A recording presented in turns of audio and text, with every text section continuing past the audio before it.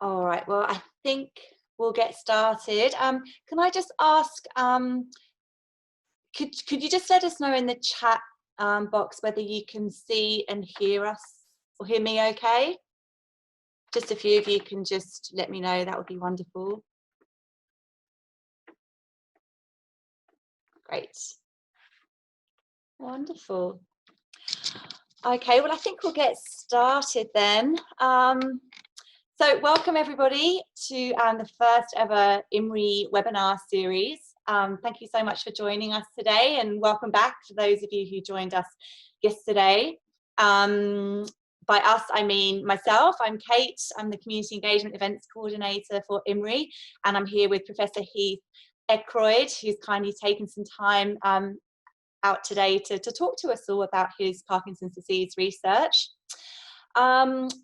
So we've called these sessions a bite-sized science webinar, and they're designed just to give you a little bit of a taste of the type of research that we do here at IMRI, and it's coinciding with National Science Week. So hopefully you've been able to catch up on some other webinars or activities that are happening all this week. So for those of you who don't know, IMRI is a not-for-profit charity, and we support health and medical researchers in the Illawarra Shoalhaven region of New South Wales.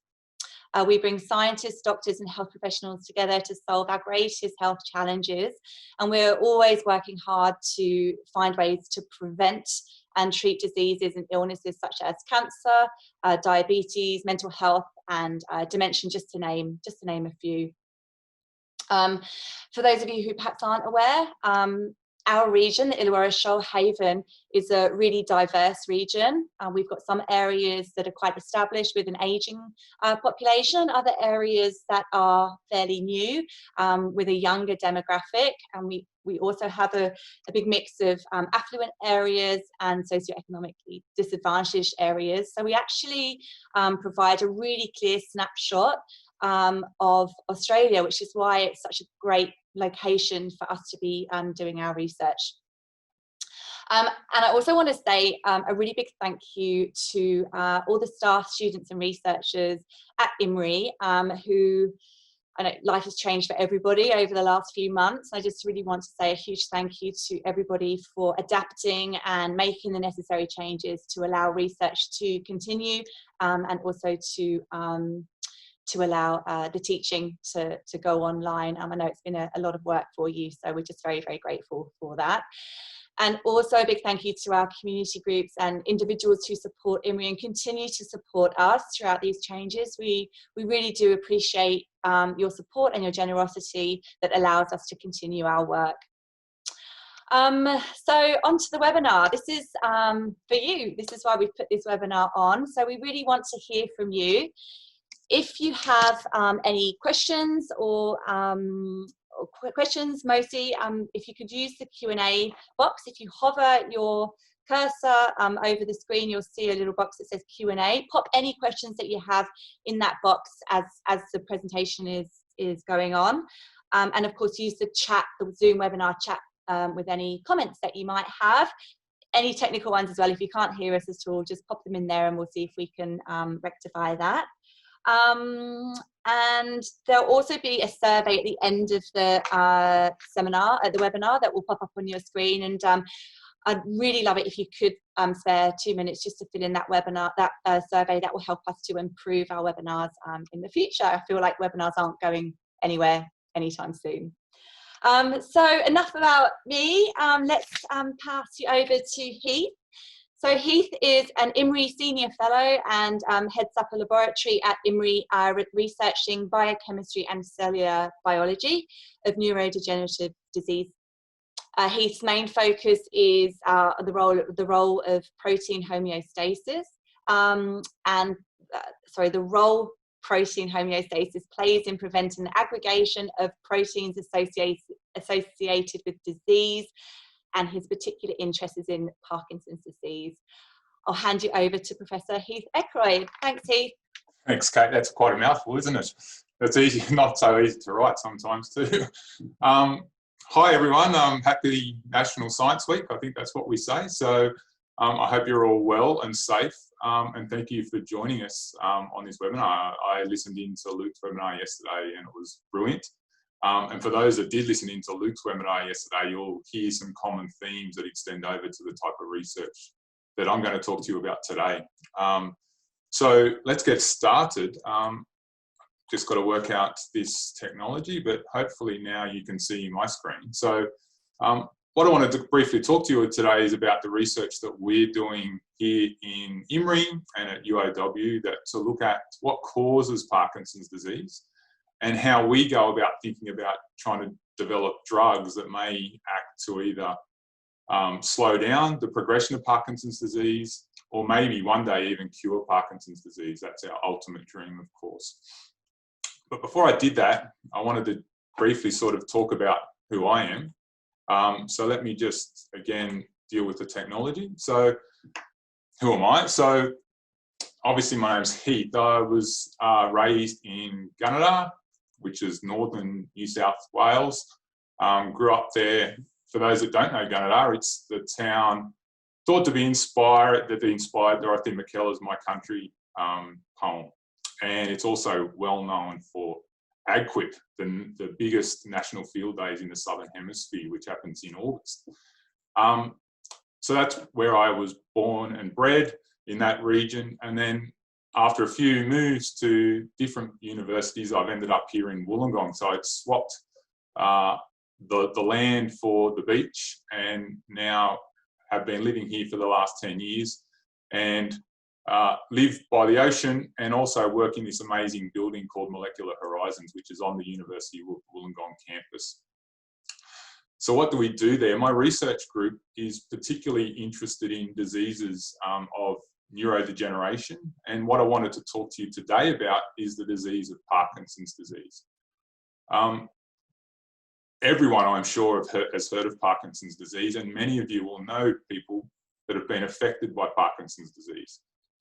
So I put up here a picture of men because it turns out that men are 2 times more likely to develop Parkinson's disease than women.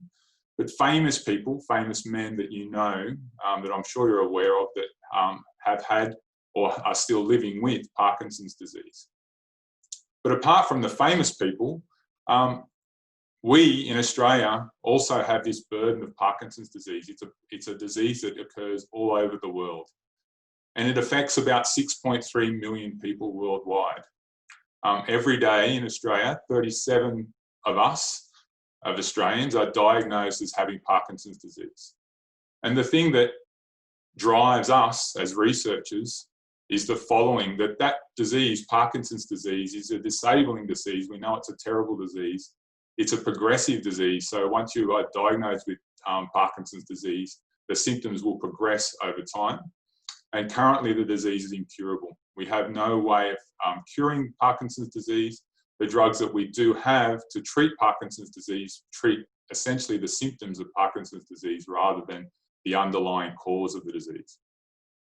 So what is the underlying cause? So here at IMRI and the University of Wollongong, we're particularly focused on an aspect of the disease that's what known as the molecular hallmark. It's the thing that it helps diagnose someone as having Parkinson's disease after they've passed away from that particular disease. So deep within the brain, in certain cells within the brain, an area of the brain called the substantia nigra.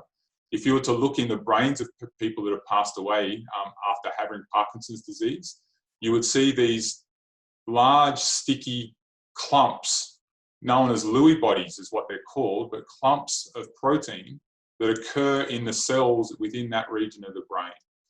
And we now know that those clumps of protein are what causes the neurons, the cells in the brain that control our function, our thinking, our memory, how we move. It causes those neurons to die. And it's that death of the neurons that causes the symptoms that we then see of someone suffering from Parkinson's disease. So we're very, very interested in these Lewy bodies, in these clumps of protein, why they form, how they form, and indeed whether we can do something to prevent them from forming. That's ultimately what we would like to achieve as part of our research. So if you were to look in one of those clumps, you would see one of the main components of those clumps that we see in the brains of Parkinson's disease is one protein, and that protein is called alpha-synuclein. It forms the core component of those clumps. And that protein, alpha-synuclein, is like many other proteins in our body. Those proteins are normally doing their function within the cells, outside the cells, of keeping you healthy and happy. But for some reason, and the reason we don't really understand at the moment, this protein, which normally exists in some particular conformation or shape, we call it, for some reason it starts to clump together to form what I refer to as these, they're a little bit like chewing gum, these sticky clumps that are in which the protein is no longer able to perform its normal function. And those clumps are what then lead to the toxic effects that we see in this particular disease. So again, we're very interested in why this particular protein, alpha-synuclein, goes through this process of forming clumps in the brain, because if we understand that, then we have a really good handle on what we can do to try and prevent it.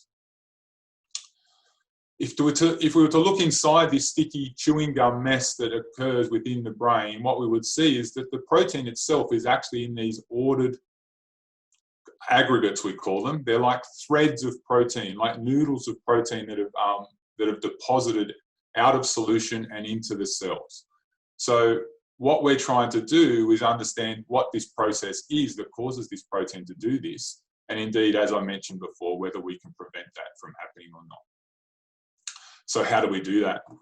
So in the lab, we can actually watch or recapitulate this process in a test tube. So the process that normally happens in deep inside someone's brain, we can actually try and mimic that process or recapitulate it in a test tube and see how this occurs and what we can do to prevent it. So you might remember we've had this protein called alpha-synuclein.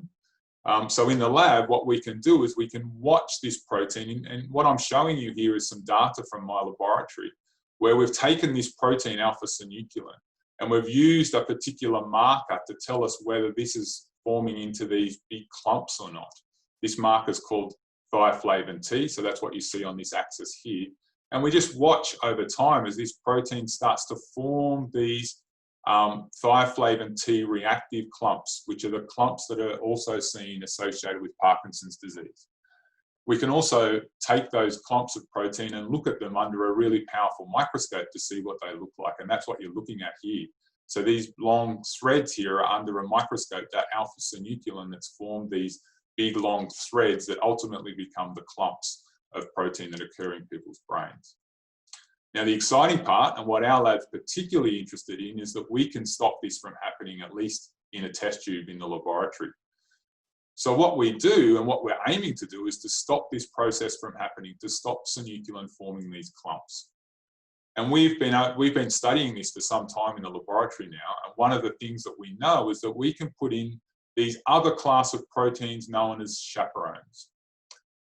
Chaperone is a funny term for a protein, and just like the term when it's used for someone that's chaperoning a person as they go out on their first date, these chaperones are there in our cells in order to try and prevent bad things from happening. Okay, so they look after other proteins to try and stop them from forming these clumps. And indeed, if we take those chaperones and put them in a tube, they can also prevent this alpha-synuclein from forming these clumps, at least in a tube. So we're really, really interested in these chaperone proteins. So living in the Illawarra, enjoying going to the beach, and a big fan of Bondi Rescue, one of the analogies I like to come up with in terms of what these chaperone proteins do, these are proteins that are in your cells, they're doing their job all the time. So what are these chaperone proteins? So my analogy is that they're a little bit like a lifesaver on the beach. So you can imagine on the beach that someone goes in for a swim, and at times people get into trouble. Okay, they get out of their depth. These chaperone proteins are a little bit like the lifesavers on the beach.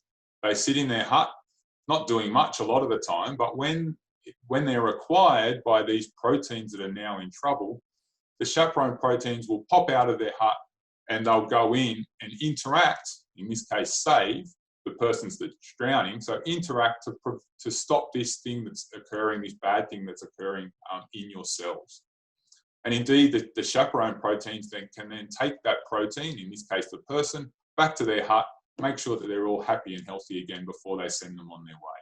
And that's exactly what our chaperone proteins are doing all the time in our cells and outside our cells. They're surveying the other proteins, making sure that they're okay. And if other proteins do get in trouble, then it's the chaperone proteins that come in and intervene at that point, take them back, make sure that they're happy and healthy, and then let them go on their way. So of course, after saying all that, we have these chaperone proteins, we have these proteins that stop other proteins from getting into trouble. The big question that drives what we do in my laboratory is, so how does this, what happens in Parkinson's disease? If this is all true, then why do we have these diseases that are associated with these proteins forming clumps? And I'd like to give you two reasons that I think are the primary reasons that we get Parkinson's, that people get Parkinson's disease. One is that at times, just again, like on the beach, many people, many proteins can get into trouble all at the one time. And there's only a certain number of chaperones that are available in your cells, or a certain number of lifeguards available on the beach in order to deal with that problem. Essentially, the chaperone proteins just become overwhelmed. This is just happening too fast, too often, that the chaperone proteins are unable to prevent this protein aggregation or this protein clumping. In this case, our lifeguard just doesn't have the ability to rescue all these different people all at the same time. So we think that's one big driver of Parkinson's disease, that this alpha-synuclein forms clump too fast, too often, and our chaperones just become overwhelmed by that. The other one is a really interesting question that we're pursuing, which is there a problem with the chaperones themselves? And this relates to the age-dependent factor of Parkinson's. So you generally see Parkinson's disease in people that are more elderly. So typically from 50 to 60 years and onwards. If you have a close look at your chaperone, so let's have a close look at this lifesaver. They start out relatively young, a little bit like a young David Hasselhoff, you might say, doing their job and working just fine. But over time, you know, your chaperones start to wear out as well. They get old and they don't work as well as they used to. And we also think this is an opportunity for these alpha-synuclein proteins to then start to form clumps, because the chaperones just don't do their job as well as they used to. And therefore, that's what causes this alpha-synuclein to start to clump and therefore lead to things like Parkinson's disease. So my final slide that I wanted to end with is just to give you a brief description of what we're doing about this. What's our research doing here at IMRI and at UOW? So as I outlined, we really want to understand, why does alpha-synuclein form these clumps in the brain? What is the trigger to that process? Because if we understand that, and that's a basic science question, we really can then start to think about intervening or finding ways of trying to prevent that from happening. Preventing these Lewy bodies from forming in the brain, and therefore preventing Parkinson's disease onset, or at least slowing it down. The other thing that my lab is particularly interested in is wanting to develop drugs to boost our cell's chaperone system. So as they're getting older, we think that it's a good idea to try and boost up the activity or add back the activity of those chaperone proteins in order to be able to protect us against this protein clumping that occurs in the context of Parkinson's disease. So that's what we're doing now. That's what drives us in the lab. Obviously, it's really good to share opportunity today to share what we're doing, and thank you very much for coming in and listening to the webinar. I'll hand it back to you, Kate. Great, thanks so much for that, Heath. I'm loving those analogies, and David Hasselhoff's face, haven't seen him in a while. So Heath, we have some questions come in. So the first one is from Susan. Thanks so much, Susan. And Susan said, there was some promising research from Edinburgh on giving probiotic to roundworms to prevent clumping. What are your views on this? Yeah, I mean, there's been some really promising research in various different fields. And I think one of the things that I wanted to say at the outset is it's so interesting that different areas of science can come together towards a common goal. There is definitely a link between the gut and the brain. We know that. and it seems to be very strong in Parkinson's disease. So we see that the clumps that I described in the brain, you actually also see those in the gut. And there's been quite a lot of studies now that have shown a direct link between what's happening in the gut and what's happening in the brain. So regulating things that are occurring through probiotics and things that are happening in your gut, I have no doubt will influence what's going on in the brain as well. So that's a promising area of research, one that we're not particularly looking at, but certainly are appreciative of, because every bit of knowledge adds towards, you know, our end goal for all of us. Great, thanks, Heath. So another question that we have here from an anonymous attendee. They would like to know, can you grow the chaperone protein and then insert this into cells into the body? Yeah, so it's a good question. That's definitely one thing that we've considered. The reason we think it's such a promising aspect to look at is because these chaperones are normally within your cells anyway. So we think that instead of putting in a drug or something that's quite different to what your cells would normally see, here we're essentially harnessing the power that your cells have through these chaperone proteins. So you definitely could think about, you know, in terms of boosting how they work, you could think about putting more of the chaperone in, or the way we're thinking about it more is to see if we can use the cell's own systems to boost those chaperone systems. So the levels of chaperones are really tightly controlled in your cells, but we're trying to think of drugs that we can use to boost the levels of the chaperones at those really important times. Great. We've got a question here from Kate Cameron. And Kate would like, well, firstly, she says, what a fantastic presentation, Heath. Thank you, Kate. She said it's such an interesting area of research, but she's curious to know why males seem to be more likely to develop Parkinson's disease.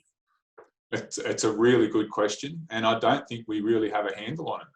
It's one of those things, and it struck me again yesterday when I was putting that talk together, that, you know, you hear about all these famous men in particular that have Parkinson's disease, and that's not taking away that there are obviously women that suffer from this disease as well. And but it's a really interesting point.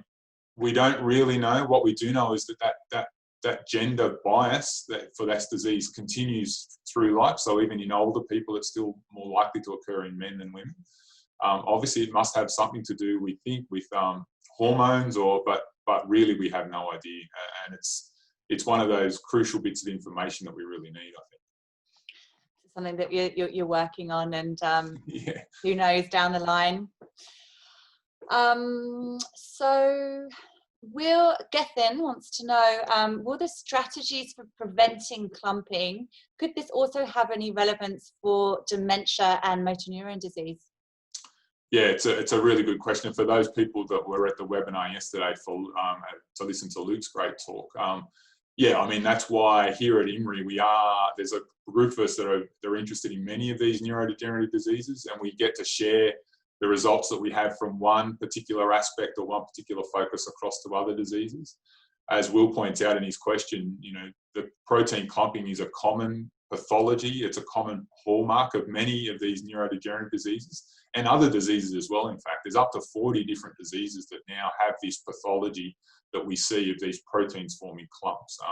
Here at IMRI, we're particularly interested in those that occur in the brain or the spinal cord or central nervous system. And that's, again, one of the reasons I'm really interested in the chaperones, because I think that, you know, imagine if you could just develop a one drug hits all type of approach. That would be absolutely amazing. But yeah, these chaperones are there, and they're normally preventing this aggregation, whether it is in the context of the protein that's normally associated with ALS, motor neuron disease, dementia, Alzheimer's disease, or Parkinson's disease. But just one of the main focuses for us is on this Parkinson's disease, because of the work we've already done showing these chaperones are so critical to regulating this clumping process.